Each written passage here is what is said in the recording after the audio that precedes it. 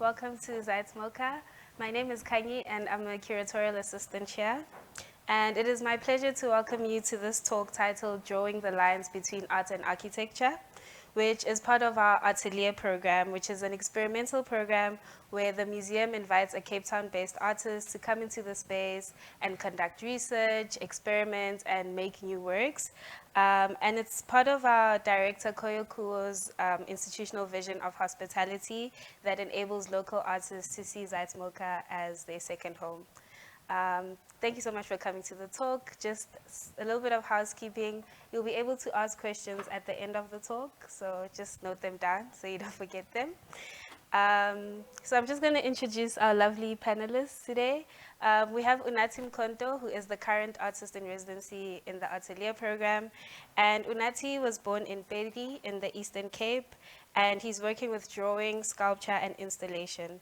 He is a self-taught artist, and he pursued a Bachelor in architecture at the Nelson Mandela University. He was also a design fellow at Architecture for Humanity in Johannesburg.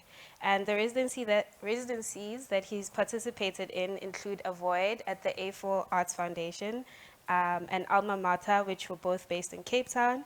And he's also experimented with performance art, most notably in the 7th season of mentorships at the Center for the Less Good Idea in Johannesburg.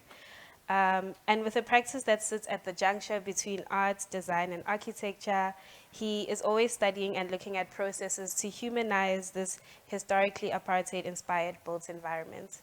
So yeah, welcome, Unathi. Hi, everyone. Then we also have Boban Varghese. And Boban is a qualified architect and industrial designer and a passionate educator who has been teaching for more than 30 years. He has traveled and worked extensively in India, Japan, and South Africa, and has acquired a deeper understanding of the role of design in developed and developing economies and its role in creating social impact beyond space and placemaking. Currently, he is leading the School of Architecture at Nelson Mandela University in Gqeberha as the director of the School of Architecture. Varghese leads the BAS Honors Studio at the university, fostering critical thinking, creativity, and innovation among students. He is also involved in the design of developmental initiatives, where he applies his expertise and experience to address the challenges and opportunities of the local context. He is looking for ways to develop collaborative and innovative learning experiences in architecture and broader design education. He strives to become a forward-thinking leader who can positively impact the world through design and education. Thank you so much for being here, Boban. Pleasure. Thank you. And Good evening. the reason we have these two panelists here is because Boban used to teach Unathi when he was studying at NMU. So I guess my first question is, what was the experience like for you, Unathi, to study under Boban? And Boban, what does it like teaching a student such as Unathi? Okay. Hi, everyone. Okay. For me, I think I'm always learning. I think part of learning is about evolving, and I think working with Boban has been. It always felt like even the work I'm doing at the moment feels like it's his ideas. So it never stopped. It's always been a continuous process. And it's still ongoing, and I'm still opening up, and I'm still a student to this day. Yeah. Yes. And Boban is quite generous. He's even offered to continue working with you in your practice here at Zeitz MOCAA, which I think is quite interesting. Definitely, Yeah. definitely. And from my experience, I hope you can hear at the back. Unathi was a unique student at the architecture school.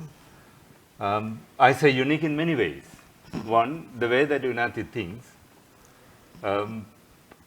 it's quite significantly different from many other students that we see it, and not only in the students that Unathi worked with, probably other students that I have seen in the school for ages.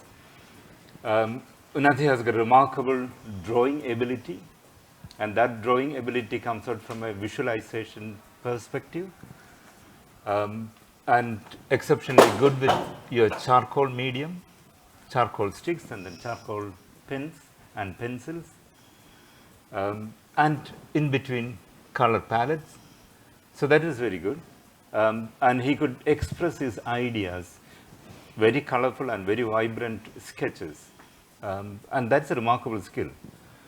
And beyond that, Unathi also has got a thought processes which is different from architecture. Architecture demands a particular structured design process, and Unathi has brought a certain individual perspective or personal perspectives, and that's from his background, and that's from his South African context, and that is very interesting to see it. And the opportunity or the idea to reflect that or apply that in architecture, and architecture especially about the space making and place making. So that explorative nature was quite unique, and I'm seeing that you are literally retaining that in your art exploration too. Yeah, you can definitely see it in your studio with your drawings and your very particular choice of color. I think it's incredible. Can you tell us a little bit about how you moved from architecture to now being a full-time practicing artist? When I studied architecture, I've always knew that it was never enough. I've always wanted to step further to the required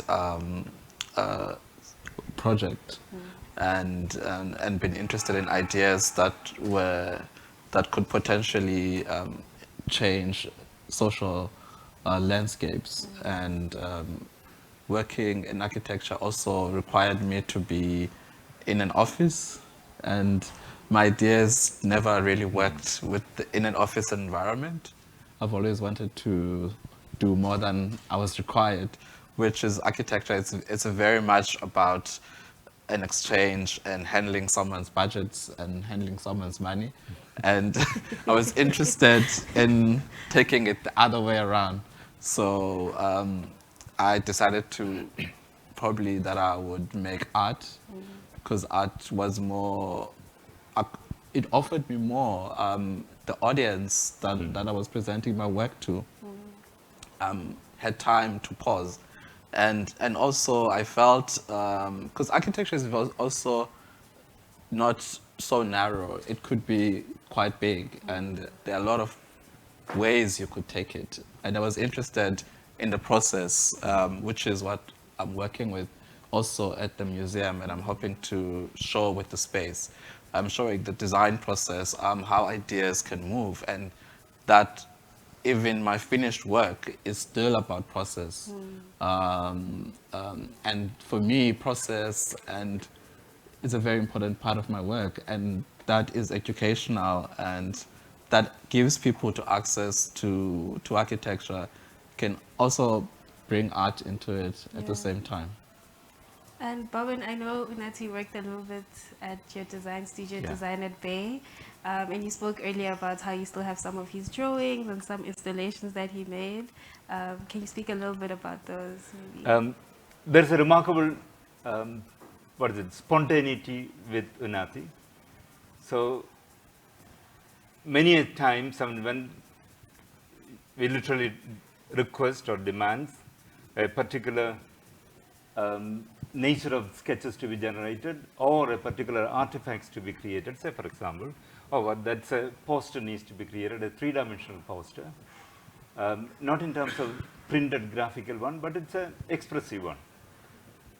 To say for example, celebrate a particular season or a particular celebration, a particular Christmas period. Unathi used to indulge into as an explorative nature of materials, and then work with it, and then come out with things that normally you don't even visualize, or you don't even think about in your mind. Whether it's a certain gifts that has been generated. And one sketch, a set of sketches I still remember. He literally started sketching with crayons onto the wall, and we literally cherished that. Within 3 hours' time, here is like a Sistine Chapel painting that you see it, and here is a set of sketches on the wall. So we cherished it for many years and we had to literally say sad goodbye to it when we left that particular office and then moved into another office. And some of the studio staff mentioned, oh, if you could take that wall with us, Yeah. we could have cherished that. Yeah, Unathi draws obsessively. Like he's in the Yeah. studio constantly drawing. It's quite incredible to see. So can you both speak, I guess, to the function of imagination in your practices? So Unathi in your artistic practice and Boban in your architectural practice and teaching practice as well. With me, I always approach architecture with imagination. I'm always, I'm lucky to work as an artist because when there's no function, I can bring in imagination. And most of the time, I'm creating environments, I'm creating habitable spaces, but using imagination and trying to give hope to people that they could expand their daily experiences. And I feel that space is everywhere. There's space on this table, there's space within the glass, and every single approach is all about imagination and also taking away function and moving imagination more forward. Boban, for you? In architecture, fortunately or unfortunately, the palette or the framework is much more tighter, mainly because you have the architect's primary purpose is to create space and create place, or placemaking and space making is the ultimate aim. So within that outlook, it also becomes quite a meaningful, and your framework is limited because whatever that you visualize, you have to make it happen in the end and make sure that, I mean, it has got a particular purpose, and that purpose is human habitation. Then you have to define it to that particular nature. I mean, we call it as a program. So particular programmatical nature of space and then place needs to be generated. It can be seen as a blessing on one hand because you are not bombarded by that open blank canvas. Or on the other hand, you can say that, okay, I mean, there's a specific structure and boundary that has been formed, and that boundary comes out from a particular broader society that we live. So, for example, in our school, in my school, I mean, we particularly speaks about a socio-economic and ecological framework within which we work. And any project and every project that we generate, and that particular framework becomes the guiding principle or a set of value sets, and within which we generate. So, for example, I mean, if you generate a police station in a township, and then it becomes a particular veranda for the public to, or for the people to engage with the law and order, or if you're creating, say, for example, a playground for the children, it becomes an experiential and an explorative place where with a kit of parts, students can build their own playground, and then becomes a remarkable collaborative process for the students. So it becomes a rewarding process, not only in the final product, but even in the process of building a playground, and it becomes a community building program. So we try to make sure that, I mean, the process of architecture or the placemaking process is an engaging project and an engaging process, and then it's a rewarding and collaborative, and then it's a rewarding process. Yeah. I think it's I think it's interesting, Unathi, you kind of placed function and imagination on kind of different sides. Yeah. But what's also interesting with what's being said here is that like function can assist the imagination to kind of, you know, tell it where to go. Yeah. Yeah. Boban, as someone who's training young architects in the making, what would you say are the steps involved in developing design and architecture languages for this contemporary moment in South Africa? It's an exciting time that we are living in South Africa, and it's a challenging time. There is a South African context that defines what we create, and then there is a global issue that defines what we create. Whether it's a global warming or planet issues and challenges, whether it's depleting resources, whether it's depleting nature of the ecological system, the architecture can't be a self-indulgence anymore, and we have to make it a responsible architecture, or we have to make a purpose-driven architecture. That's something which as a school, we very, very careful about it, and then we say that there's a meaningful architecture that one can generate it. And within that, say for example, very much like I mentioned, that playground that we, when the students generated, or there's an interactive interior indoor sports center, and that's been generated in a particular a suburb called Coston suburb in Port Elizabeth. And that suburb is lack of any public spaces, it is lack of any natural systems or natural elements, and hence the interior sports center becomes an urban park. So it creates an interior, or it creates a series of internal spaces on one hand for various sports, whether it's a cricket, whether it is volleyball, whether it's badminton. But at the same time, the park or the building is conceptualized as an urban park. The walls are built of vegetation.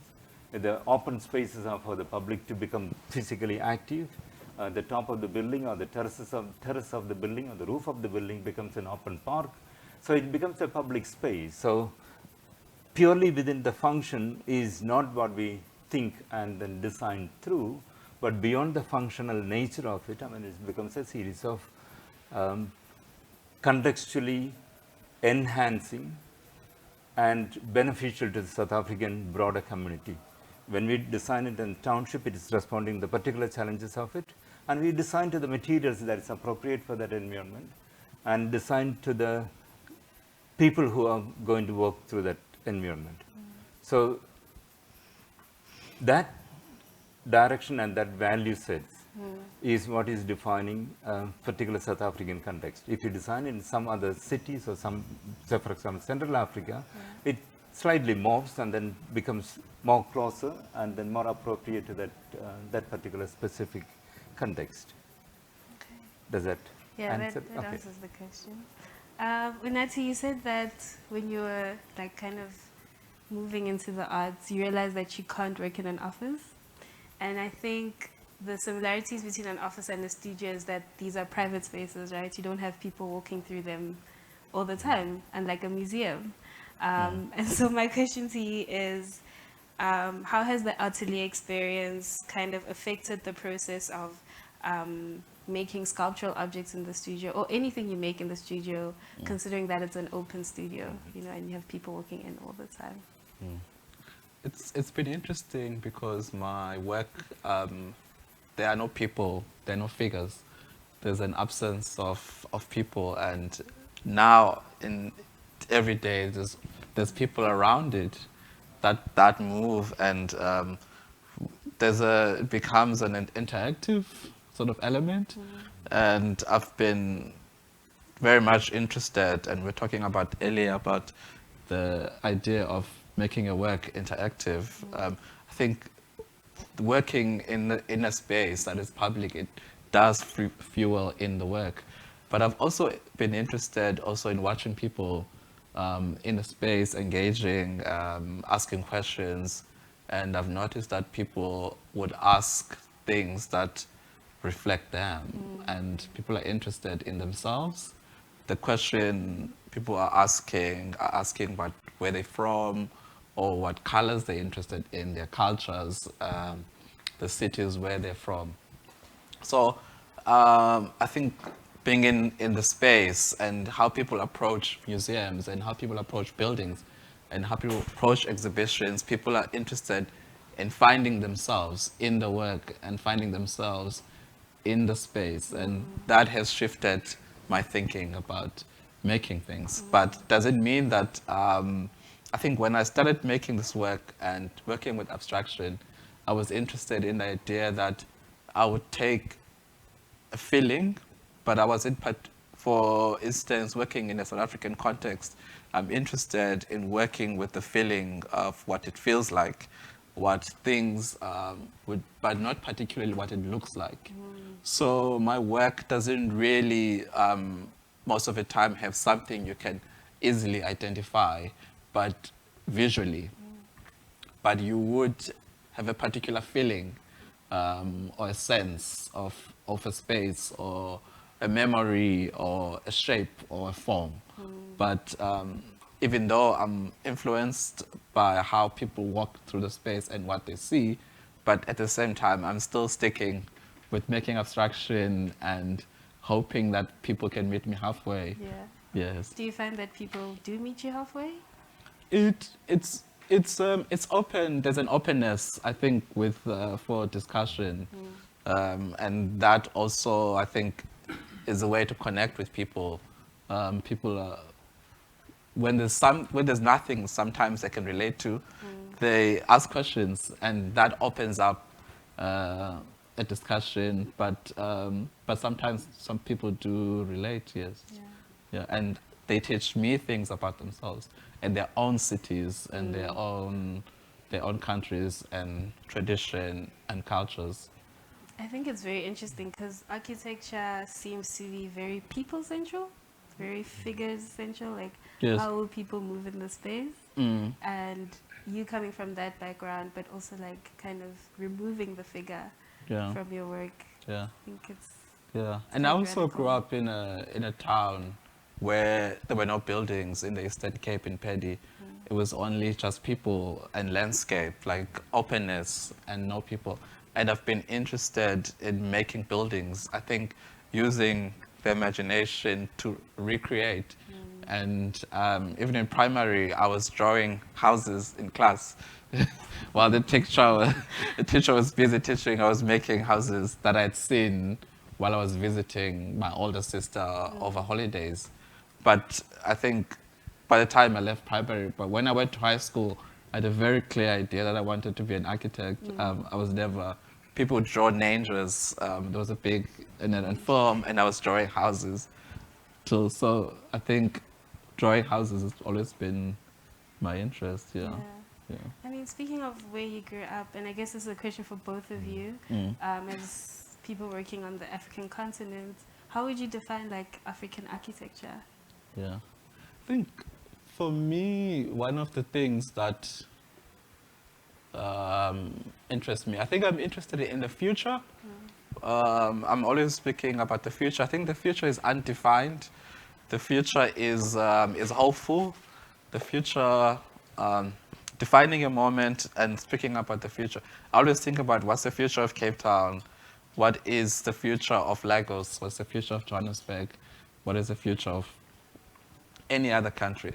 That excites me than defining a particular moment. And I also think a lot about what makes the spaces here is it's not the skyscrapers, the tall buildings. It's really about placemaking. It's about places where people are. There's a particularness in how spaces and open parks work in South Africa, and markets and transport systems that are very different to Europe.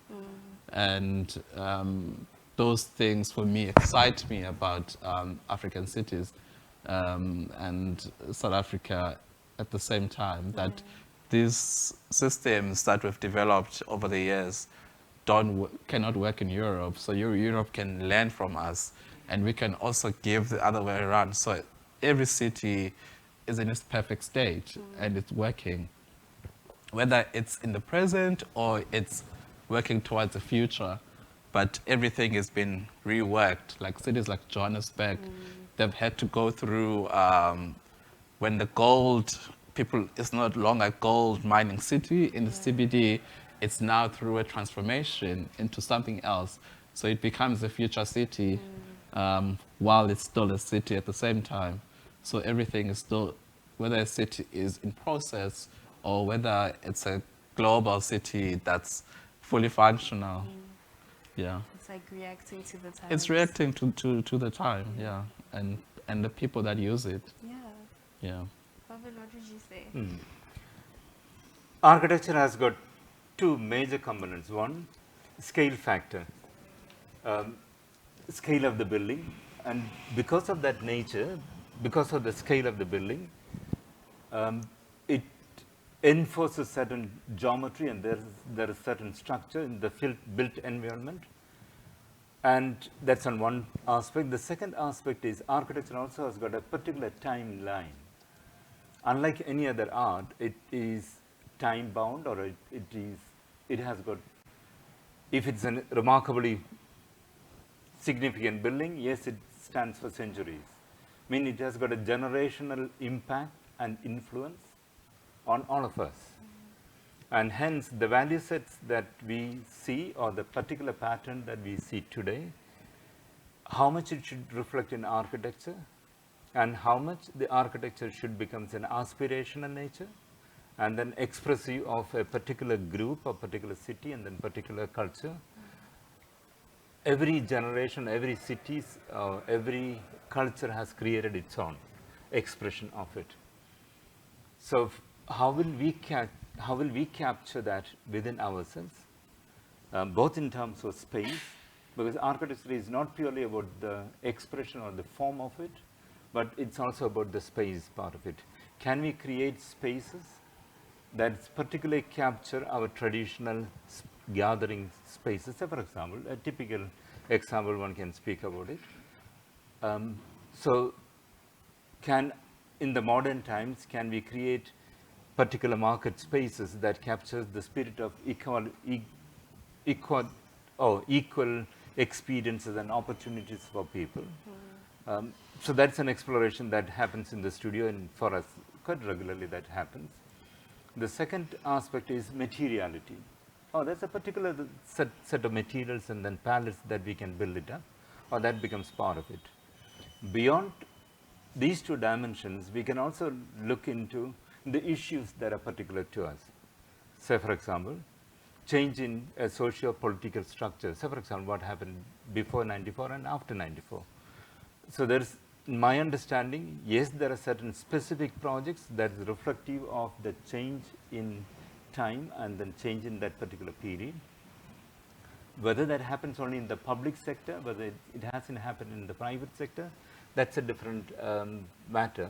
But at the same time, we can pick up a significant number of projects in the country, whether some of the apartheid museums, for example, whether it's in Joburg, whether it's a Red Location Museum in Port Elizabeth. So they all have got explored and then experimented with particular spatial construct, material palette, and the narrative nature of certain ideas. So I think that's to my mind, that's a good example from an South African identity. Whether that is reflected only in the public sector, can we see that reflected into the private sector architecture? Is there enough of exploration that is taking place? So that's a debatable one. But there are attempts that has happened, and that's happening. Yeah. I just picked up probably 2 or 3 projects, and probably we can pick up a series of projects. Okay. All right. You mentioned materiality as an important aspect of this. And Unathi, I think your use of materials like the cardboard and even like the car bonnets from your previous works, I think it's interesting how you use kind of recycled materials. But can you expand on your use of cardboard? Because I think there's a poetic way in which you talk about closed cardboard closing people off, but as soon as you open it up, it welcomes people in. Yeah. The cardboard, I've been using it as a inner tectonic kind of way, and it's been gifting me with different qualities and sensibilities. There is the texture of cardboard, and then there's also a cardboard in a box. I've been working with boxes and which have shapes, and those shapes have been creating openness, and that invites people, and when they closed, they close people away, and it turns someone to go somewhere else, and people tend to move through a space to find entrances and where they could enter a work. Whether if it's closed this side, a sculpture is closed, people would walk the other way to find an openness, and they'll circle a sculpture. And that has been an interesting exercise working with cardboard, that it gives you all these different, Yeah. you learn about people and how they approach an artwork. And cardboard has been, also it's been something that's available everywhere. And everyone has had an interaction with cardboard. And there was something that was also unpretentious about it, that's very readily available and could be usable at any moment. And it also has a functional element, but also it could burn like any other material. Like it's one of the fastest burning materials, especially in South Africa, in different settlements. And so there's also has this quite a dark side to it, because anyone can use it, but also it burns so fast. It's almost dangerous, but also when you look at a piece of cardboard, you're like, oh, you know, it's something I can step on also.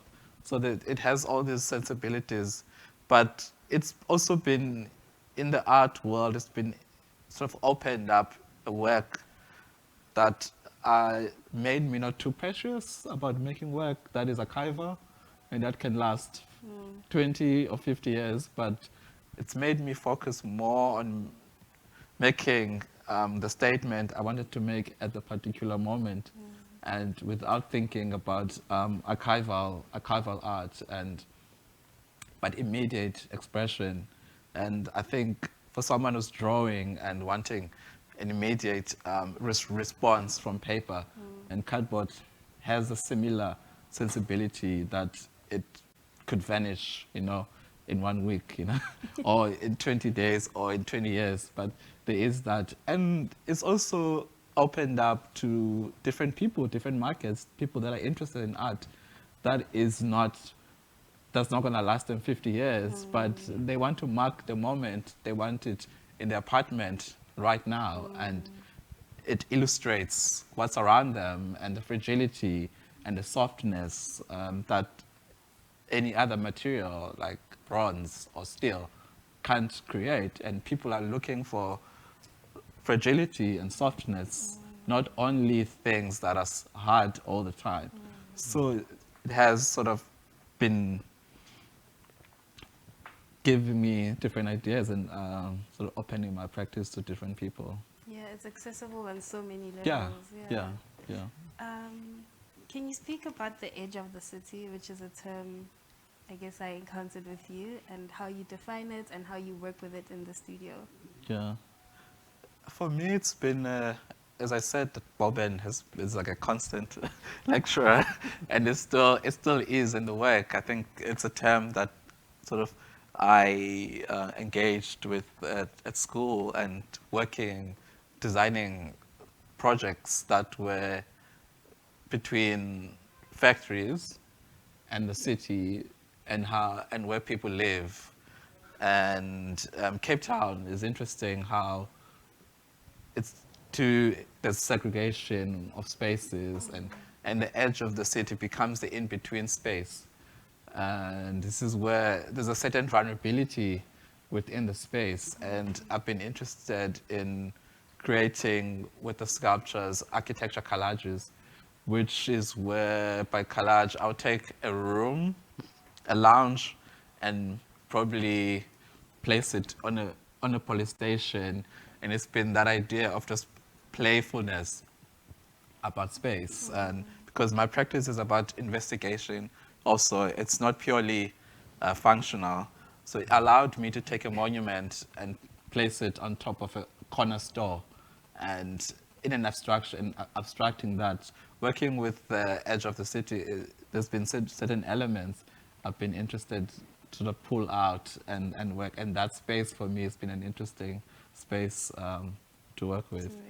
And I guess you come from the edge of the city to come into Zeitz MOCAA, and Yes. then you travel out again. Yes. How's that for you? Yeah, it's been. Is it generator? It's reflective. Yeah, it's a very reflective process. I see people, I see buildings, and whether I'm aware, because some ideas come when you are not particularly looking for them in the studio. I encounter ideas on my way to the museum, that is also an extension of the practice in some way.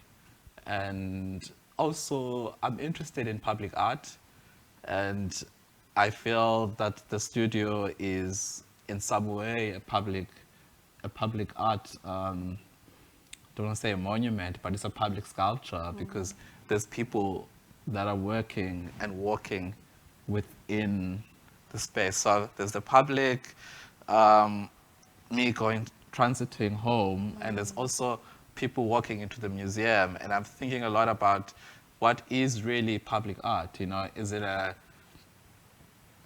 monument? Is it something made out of bronze? Or is it something that people can engage with on the daily basis? And I always felt like the studio was a public art piece. Yeah. We've spoken a lot about the imagination. So, Boban, this is a question for you. If you could build anything anywhere in South Africa, what would you build? What would be the purpose of the building? What would it look like? What would it smell like? How would it make people feel? That's a very interesting question. That puts me on a spot. On one hand, I want to build something personally for me, but at the same time, like I mentioned, architect has got a, what should I say? I mean, it's probably a deeper impact. There's an extended time period because it impacts on generations, and hence it has to be well thought through. And in that outlook, what will I build, and what could its purpose be, and could I build as a support system for people, or could I build something as a inspirational one for people? So I would love to think in terms, so I want to build a place with a particular material, and then maybe I should speak about bamboo as a material. Yes. When I was young, I mean, I came across the material bamboo. I mean, I don't know whether we have thought through very well, because this is a remarkable material, and we haven't exploited enough. This is simple grass as a species. Around 7,000 different types of bamboo exist globally. But cultures have built their dwellings and their culture with bamboo, whether it's Asian, China or Japan. And it's a fast growing one. It has got a remarkable material quality. It has got one of the natural material with the highest tensile strength, and means, I mean, you can use it to span. And it's also fast growing. I mean, some species of bamboo grow almost 20 centimeters a day. So that means, I mean, you can literally plant and then get the material in 2 years' time, and you get it in a finished mode. You don't need too much of a tool to convert or transform that into something usable form, because you get it as a very much like an extruded stainless tube, if you feel like. So at some stage, I've explored bamboo and then worked with the bamboo craft. I went to Japan and then trying to be a bamboo development center and bamboo craftsman, and then how a particular culture translated that material into almost anything, from edible level to buildings that lasted for probably centuries. So if you ask me, it's a planet-friendly material, I will see that again. I mean, my architecture should have small footprint, both in terms of physical as well as in terms of impactful. Means, I mean, it shouldn't have any negative impact onto the ecological systems, and hence I want it to be as compact as possible, as resource efficient as possible, so that whatever I create at the end of my usage, I mean, it should go back to its nature without polluting the natural system. And unfortunately, I haven't found a particular purpose for it. I can create a shelter for myself, but it doesn't have, it's a self-indulgence. And I would love to create something for the public, and that's the quest that I will keep in mind for many days and years, probably. And Unathi, I know you're kind of imagining water cities up there in the studio. So what would I create? Yeah. I think of immediate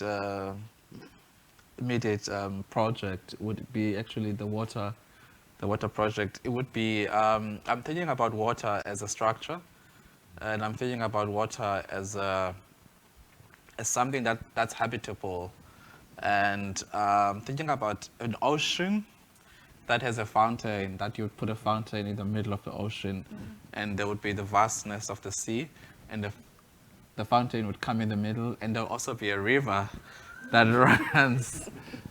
runs through the project, and we'll probably be working with, and it would transform every day because water moves and it changes into different forms.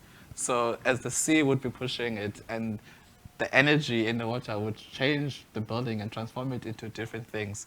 So, but this is an idea of this fountain, and how what would be the vertical members actually that the water bounces on and overlaps over and changes. With this, is this clear glass? Is it permanent? Well, if it's on water, is it coming from the root? But that's the imagination at the moment. I would make a building made out of water. Completely. Yeah. I hope all of you have swimming costumes so you can swim if you're going to live in Unathi City. Yeah. Yeah. Sorry. Yeah. Move it there. What was my question? Yes. Okay, so both of you live in coastal cities, and we were talking about how there's this weird difference, well, not weird, but there's a real difference between coastal cities and landlocked cities. Boban, you said that landlocked cities can feel claustrophobic. Can you maybe speak about, like, how do you, I guess, think about how we make the landlocked cities less claustrophobic? Yeah. To my mind, we create architecture, we define spaces, and we create tight spaces. And we fill that spaces with artifacts, and then it becomes a repetitive stimulations of our own products, our own past experiences or past events that keep on reminding us. What I felt was in the coastal city, I mean, it's the opportunity to get out from your own physical environments, and being in a nature-dominant environment is far more easier. That happens in Port Elizabeth, that happens in, we have got remarkable beaches and beaches with sandy beaches. So Cape Town has got the similar thing. In a landlocked, if you travel indoor or inland, your space is becoming limited, your horizon is becoming tightly controlled. In coastal cities, I mean, your horizon is far greater, wider. So it immediately puts you, that's my personal experience, so that's a general experience as well, that puts you at ease, and you can connect with the nature and the natural systems much more easier manner. Does it have an impact in architecture? Yes, definitely. The buildings to the coastal side becomes much more lighter and then airy, and the material changes, and if it's done in the right manner, architects respond to it, and it becomes lighter because it can admit more light into the interior spaces. Buildings becomes more pavilion-like buildings if it's on the coastal side, because it responds to the openness and the vastness of the horizon and then the ground plane. And in the inland, it becomes much more contained because you have to eliminate unnecessary, unwanted elements, and then you have to create stereotyped spaces or particular spaces with a particular value set. So hence, the coastal side, as a personal experience, I found it's much more liberating, good to work with it. But at the same time, architectural skill set or the specific footprint and then the nature of the building, nature and the function of the buildings changes. But as a value sets, this is something which we instill in our students, that building types and then how you respond to that particular building types varies from specific context to context. So whether it's an inland environment, whether it's a tropical area, or whether it's a coastal side, so it's opens up. So it's always easier for me, or it's always rewarding for me to see that, okay, a blue sky is much more powerful on a coastal side, where the blue sky merges with respect to the blue ocean, and then there's an uninterrupted nature that brings in. Yeah, there's a symbiosis. Yeah, yeah. absolutely. So the architecture hasn't, or the pressure on architecture is very limited then. It's much more easier to create buildings and spaces. But the inland is much more challenging. Yeah. Unathi, why do you want to put a beach in Joburg? Yeah, I think for me, I think one of interesting questions for me is like, if Joburg had a beach, who would go? And it's a question more about time and leisure. That do people have enough time to actually go to the beach, or does this beach become an element that's there? And do people in Joburg prioritize time to create leisure? So is it about really necessarily the beach, or is it about not a lack of imagination, but resources that are available for one to make the time and take the time off to go to the beach in Joburg? And I still think people in Joburg can still go to the beach, but creating time to actually go to a pool, you know, and the same way one would go to the beach, but go to a pool and actually enjoy it as leisure. And I think that's what I think the work is mostly about. It's about opening up people's imagination and emphasizing to create time. Time is luxury, and not necessarily the beach, but the time that you have to go to the beach. That's the real luxury.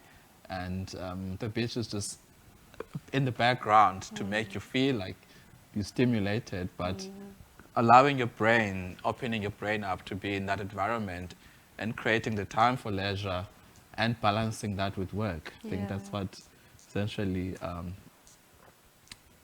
being alive is, the future city is about.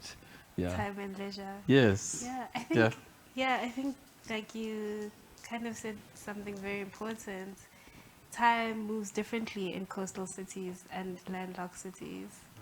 Like time in Joburg moves so fast because people don't make the time. But I guess here in Cape Town we're all like very relaxed, all the time in the world. You're Birkenstocks and chill Okay. at the beach.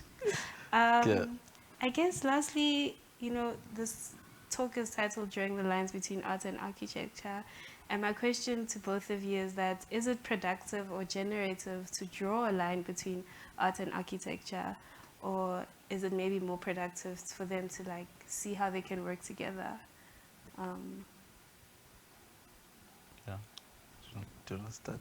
Yeah, absolutely. Absolutely. I think it's, you can't segregate one from the other. Architecture always got inspiration from art, because without that, I mean, it just becomes, what is it, purely functional output. It's very much like saying that we make cities and then the cities makes us. And if it just becomes a productive lifestyle, get up in the morning and then to go for the work and then put the head onto the pillow and then sleep and then recharge ourselves and then get back into the same mode. So how do we make life more meaningful?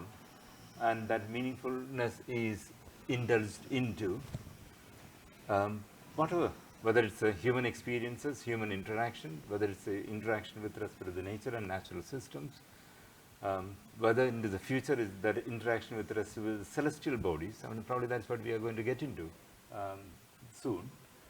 So in architecture, what's possible with respect to the materials, because in the end, in architecture, you'll have to put two bricks on top of each other and make it stand. You'll have to make a piece of glass stand and wouldn't fall in the wind when it shatters or when it puts pressure on it. So there are certain techniques and then certain technology that is coming into play to make architecture happen. And the only relief point that it can create is from the art and then exploratory nature of the art.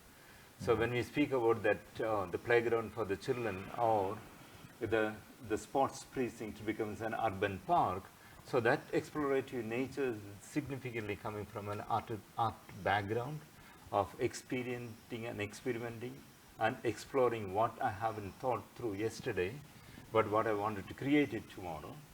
And that exploratory process is happening as an artist exploratory process. And once that idea is crystallized in the mind, and then the application of that into physical terms, into brick and then concrete and then steel and glass, and then the technology coming in. So till that time, it becomes an unconditioned artist explorative nature. So that idea generation and crystallization of that idea that happens in the mind, and then that happens on the drawing board, on the piece of paper, on a piece of cardboard at the moment, and on certain specific software that happens now. That's an artistic exploration. So you can't take one out of the other. Yeah, I think for me, there's been great architects. Most of the great, like Le Corbusier was a painter. Most architects have had to leave architecture to go into art, to come back and make their most iconic buildings. Zaha did. She painted for a long time, and then she went back into art and into architecture, and then she created. And I think architecture also sometimes is about developing an architecture language. In order for you to develop a language, you need art to teach you about how to make languages, and nuances, color, texture, forms, and that happens on a piece of canvas, on a piece of paper, and that's art, as Boban said. It's a drawing board, that's an artwork. And that exercise, not just only the physical nature of the art, but the exercise that architects go through are similar exercises that architects go through. And for me, I always feel like everything is space, you know, like anything can be habitable. An artwork can be habitable. Someone could live in an artwork as an idea. Like, that's my concept. Like anything can be like still life. A bouquet of flowers. That could be a building. Either way you see it, it's all about how you approach it conceptually. A haircut is architecture. There's geometry in haircuts. There's symmetry. There's lines. There's braiding. There's maps. You know, so anything can be habitable in a way. Yeah. Okay. In your studio, yeah. Yes. So in your studio, beautiful symbiosis happens. Yes. Yeah. Yes. Okay. And let's open it up to audience questions if there are any.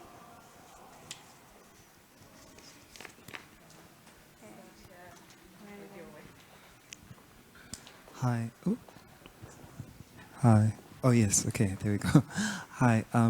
So I'm an architecture student, and some of the questions that were brought up today were like quite intriguing and like evocative for me, especially the idea of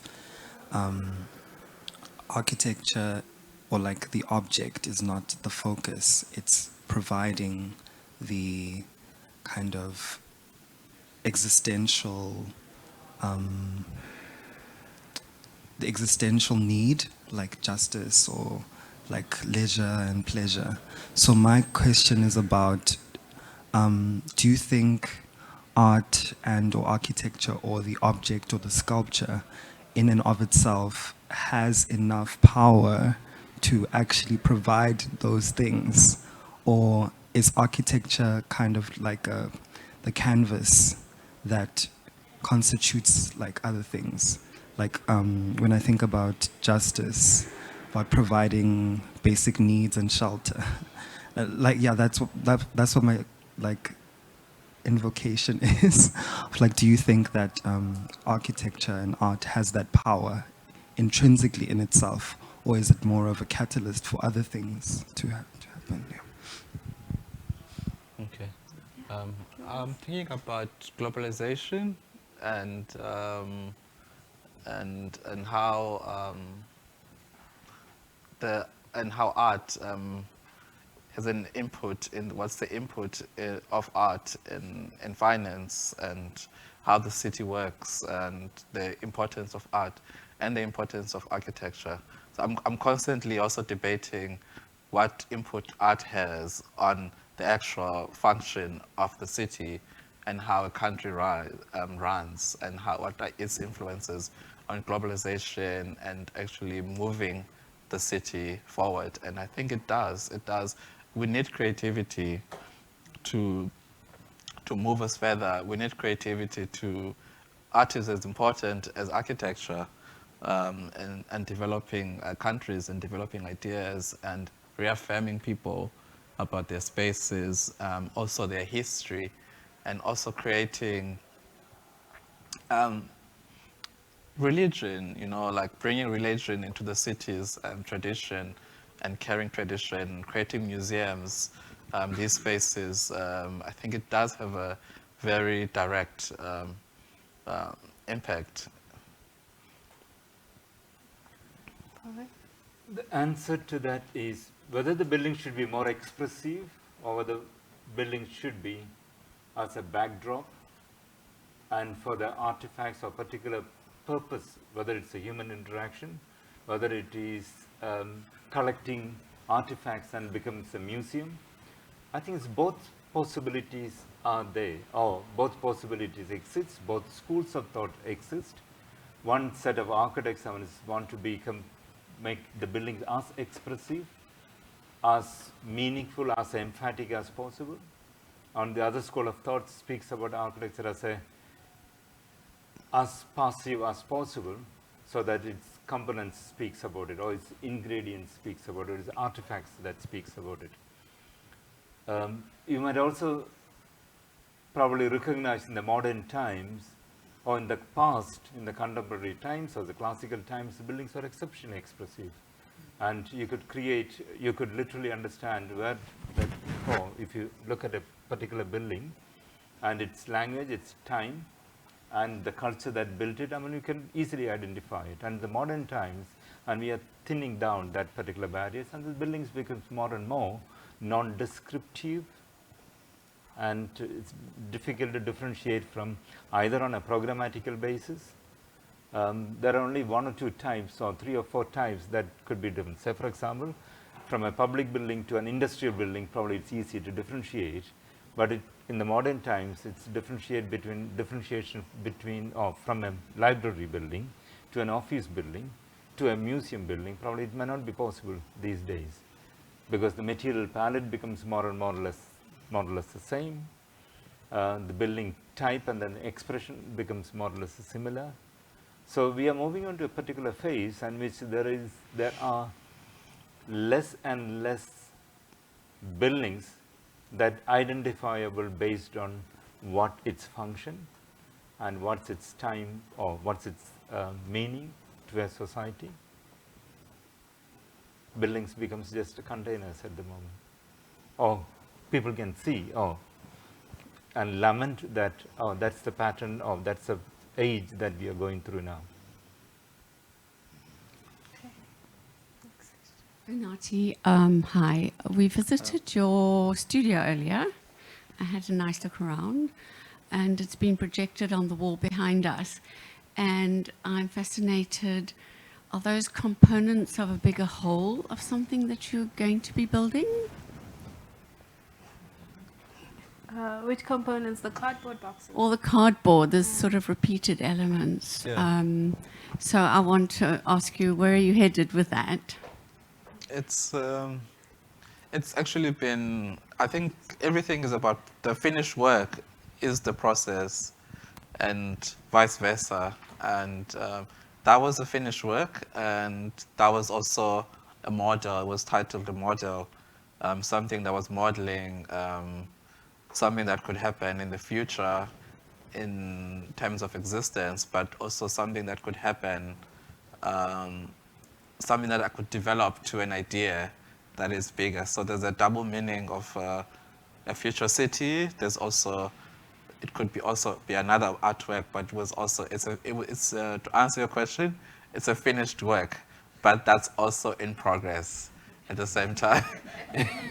Yes. So I think there's a lot of playing with imagination and words, and being self-aware and cleansing your brain and questioning every move I'm making and every material I'm touching. Yeah. So this is it's a general comment, but I think the first part of my comment relates to your work. I find it particularly interesting that your mode, or rather your approach to your work, has always used quite tactile materials on one hand, but also quite fragile materials. In terms of the paintings themselves, you use chalk, correct? Yes. And it's quite difficult to work with, right? Because one small mistake, you ruin a potential project. Yeah. But I also think there's sort of a very interesting linear connection between the use of chalk, and this is my interpretation, of course, the linear use of chalk and cardboard as really quite finite material. And I wanted to then, based on that comment, ask in relation to the city, and I guess perhaps the city could be categorized in two, as the coastal city versus the inland city. I find it very interesting from an aesthetic perspective how coastal cities sort of morph in accordance to the landscape, and really mimic, I guess, the landscape that they find themselves in. So if you think of the Atlantic seaboard, a lot of the buildings are in sort of steps in accordance with the land as it rises, up a hill, for example. Whereas in landlocked cities, you more often than not, you find a lot of really tall skyscrapers. I think of Johannesburg in relation to the history of the mining sector. And to some extent, I want to find out, both of your perceptions on those two distinctive styles of architecture in those two types of cities. And then I guess one last thing that I think about is, I wonder to what extent inner city, inland cities are obsessed with skyscrapers. Does that have to do with, trying to reconcile the lack of the horizon that you mentioned earlier, and the fact that there is no seamless sort of perspective that exists in that landscape? Okay. I'm going to answer the question about my work, and then Ken maybe take the other one. I think a lot about South Africa and our history and how our architecture has been about borders and barriers, and one, when they're making art about architecture and post-apartheid,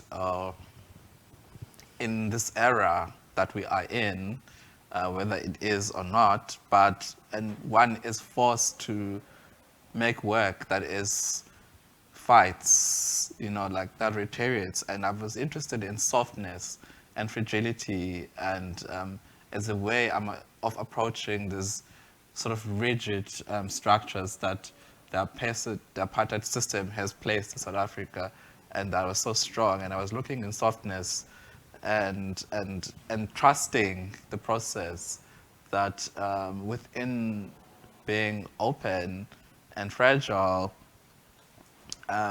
this could evoke an emotion, and there's a way of retaliating and sort of fighting back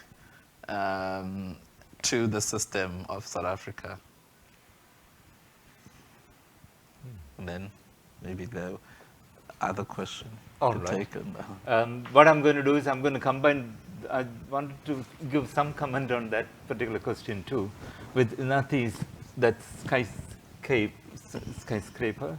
Yes.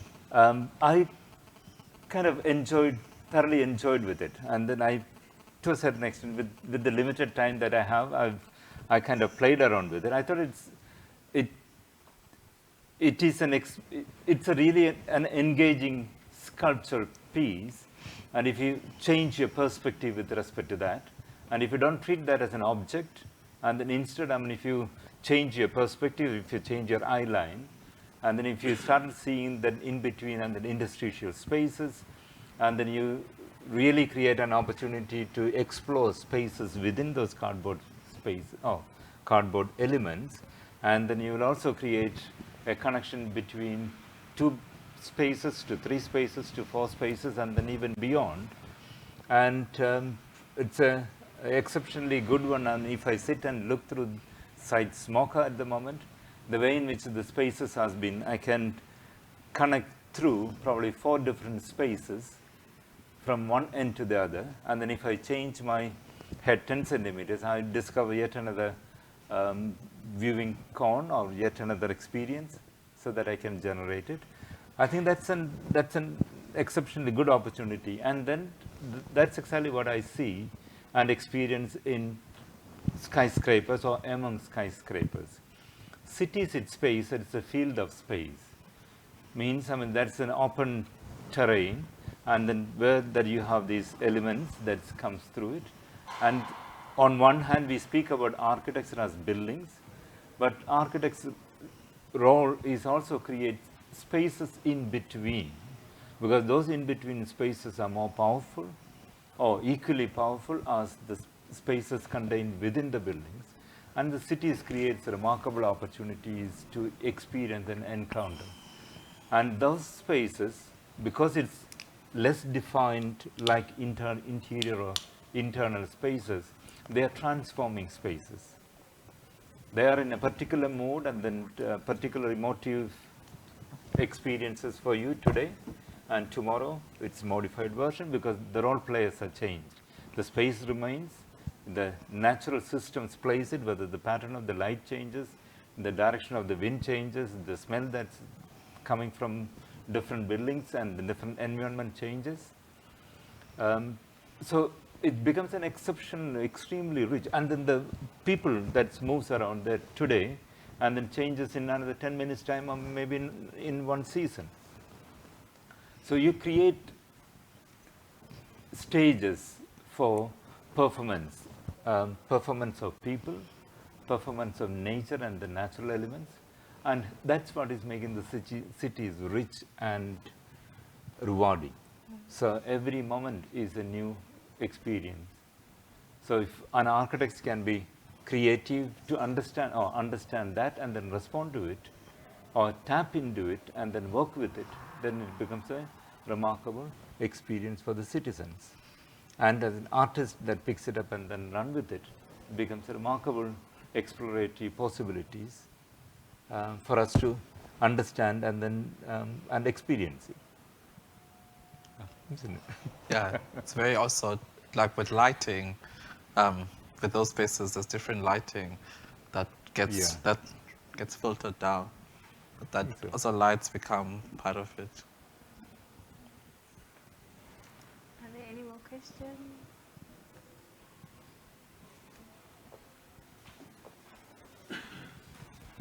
Hi, Unathi. It's lovely to see you again. Hi. And I've had the fortune to have seen Unathi's work in different spaces. And I was wondering, and so this is a question for you, as an architect, how do you find your experience engaging with the art as an industry? I mean, the galleries or the art fairs, and I know the museum, and all the promotions, the marketing. I mean, for architects, you probably are very focused on the design itself, the work. So it feels like maybe the work has got different elements, complexity in it. I just would like to, I'm just curious about your experience with that. Thank you. Okay. It's a tough one. I have to be very honest. It's been interesting. I think being actually sometimes making this kind of work that is abstract, that leans more into abstraction. Most of the time gets overlooked, and I think very early in my career that humbled me and has taught me patience and that things don't just happen immediately. And in working in the art world and seeing how fast careers and how fast ideas go, and I think, and having to work, with coming in with that experience of knowing that ideas develop over a long time. It's a long process of making a building. It's a long process of teaching people about a certain theory and a certain work, and that has put me in it's managed me. That's how I've sort of blended in. I'm fitting in, and then I think it's been going okay so far. Yeah, just being patient and allowing the process and doing the work and having people, the attention not being on you but being on the idea and developing it. So I'm not really. I don't find that I don't get intimidated by the spaces. I think it's always very much about the idea for me. It's like the process of making something and the agency of creating another idea. I do get overly excited sometimes. It's like, I need this, I need that, I need that. So it's always about just the idea. I think that overwhelms me and it keeps me motivated. Yeah.